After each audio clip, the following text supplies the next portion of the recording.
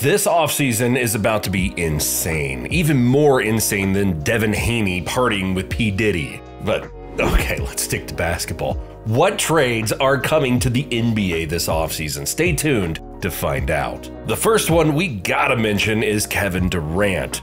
After getting obliterated by Anthony Edwards and the Timberwolves, Kevin Durant's future in Phoenix is up for question. While there were reports stating that he felt like he wasn't used properly within the offense, he recently made a comment on Instagram disagreeing. But whether he said that or not doesn't really matter. The fact is this: he got swept, and it was clear that the Suns didn't have a complete roster on either end of the court, but especially on defense. Kevin Durant has been playing great though, so it's not like he's out of his prime or he's the reason his teams can't make it far. The rosters are just poorly constructed. He hasn't been in an ideal situation since he left Golden State, and I keep seeing casual fans use that to discredit him, saying that since he couldn't win outside of Golden State that discredits his legacy somehow, which is dumb if we're being honest. Like I said, KD hasn't been in the best situations. He came off a torn Achilles, then went to Brooklyn with a terrible head coach and problemsome teammates. You had the whole Kyrie situation, then you had the whole James Harden thing, and they had nothing to do with Kevin Durant. He almost single-handedly beat the Bucks in the playoffs. I know he stunk it up that next year against the Boston Celtics, but he was by himself going up against a stacked defensive team who had Marcus Smart, Jason Tatum, Jaylen Brown, and company. You can say I'm making excuses all you want, but the facts are the facts. He's just had an unlucky later part of his career from the injuries and poor rosters. His first year in Phoenix, it was clear the team wasn't that good. After defeating a banged-up Clippers squad, they were crushed by the Nuggets 4-2.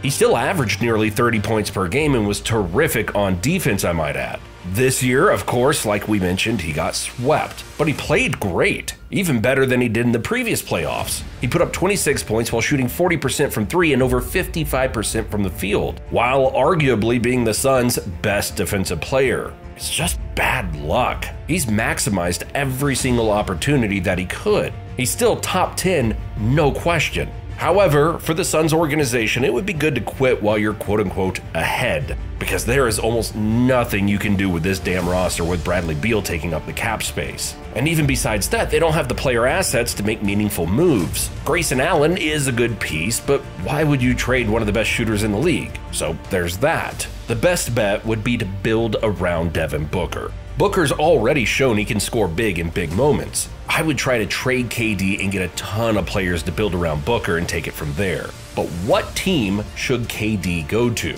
Well, I've got three teams that should go after him. The first team being the Heat. The Miami Heat are one of those teams who you know will scratch and claw their way into the playoffs every single year, but they won't ever win the championship. And that was even more the case this year with Jimmy Butler being out. This move would be the best, hands down. The Heat should trade Tyler Hero, Duncan Robinson, and Jamie Jaquez Jr. for KD. The Suns would be out of their minds not to accept this. It doesn't get any better than this. And for the Heat, this would be must-see TV. And I don't want to jump the gun, but I don't see anyone in the East beating this team. Fully healthy, of course. A lineup of Terry Rozier, Caleb Martin, Jimmy Butler, Kevin Durant, and Bam Adebayo is absolutely fire. Can you imagine playoff Jimmy and playoff KD on the same squad? Then the defense would be out of this world. Jimmy Butler, Caleb Martin, and Bam are elite defenders, and KD is a good defender too. Off the bench, they would still have decent depth with Kevin Love, Daylon Wright, Hayward Highsmith, Nikola Jovic, and Josh Richardson. And the more I think about this one, the more it just needs to happen. Okay, but enough glazing. The next team would be the Hawks, trading DeJounte Murray, DeAndre Hunter, Kobe Buffkin, and 2 future first-round picks should be enough to get the Suns to pull the trigger. A DeJounte Murray and Devin Booker backcourt would be interesting. I do have to admit, this isn't a perfect trade for the Suns, but you could spice it up by adding in Jalen Johnson or A.J. Griffin to the deal. So in that case, it would be solid. But for the Hawks, it would be, well, it would still just be solid. Yeah, I know the idea of Trey Young and KD sounds good on paper, but I don't know. Something's just telling me that it wouldn't work out how most of us would think. Trey is an amazing point guard, but he's never played with a superstar before, and we've seen the problems that occurred when he had an all-star in Murray besides him. Trey Young just doesn't coexist well with him. And while Murray and KD are totally different players, I think for this to work, you have to build elite depth around these two. The third team would be the Spurs. And yeah, I know it sounds crazy, but hear me out. Victor Wembanyama is already an all-star. He's one of the best defensive players in basketball while putting up 21 and 10. That's an all-star. I would trade Trey Jones, Jeremy Sohan, Keldon Johnson, and 2 future firsts for him. I know it's unlikely, but it's just a fun idea. But where do you think the Slim Reaper should go? Let me know in the comments down below. Next up, Zion Williamson. He's an elite player. However, missing this postseason due to injury has drawn some concern from the Pelicans organization. They've already expressed that they're unsure about their previous plan to build around Zion. In his entire career, he has never played a playoff series, which is not something you want to be true from your #1 overall pick. When on the court, Zion is a top 15, maybe even a top 10 player. But you know the saying, the best ability is availability.